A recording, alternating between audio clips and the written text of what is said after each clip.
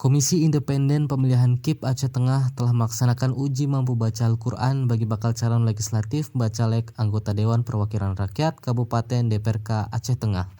Majelis Permusyawaratan Ulama MPU Aceh Tengah memberikan tanggapan positif terhadap terselenggaranya tes bacaan Al-Quran oleh Komisi Independen Pemilihan KIP sebagai salah satu syarat Bacalek yang maju dalam pemilihan umum legislatif pada tahun 2024.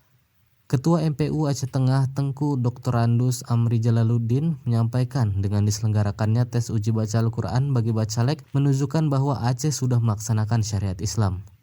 Uji mampu baca Al-Quran ini katanya sangat positif untuk dilaksanakan. Hal itu untuk mengetahui masih ada yang belum bisa membaca Al-Quran khususnya bagi para calon legislatif yang akan mewakili masyarakat nantinya. Ya, ini baik di kabupaten maupun di provinsi itu sudah secara serentak untuk melaksanakannya. Ini sangat positif.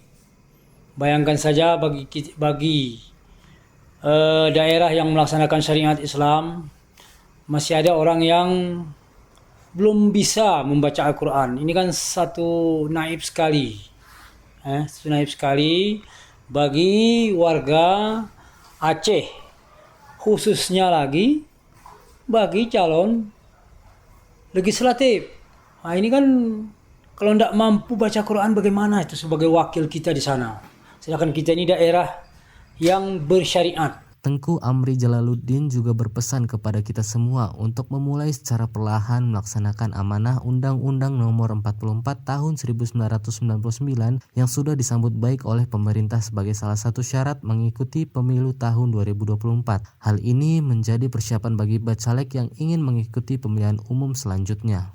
Dan ini adalah amanah daripada Undang-Undang Nomor 44 Tahun 1999. Aceh ini istimewa bidang agama, pendidikan, dan adat. Nah, inilah pelan-pelan kita mulai secara bersama-sama untuk melaksanakan amanah daripada undang-undang itu. Dan alhamdulillah ini sudah disambut oleh pemerintah, khusus untuk Aceh. Ini baca Al-Quran ini suatu syarat. Dia bisa mengikuti pemilu nanti tahun 2024.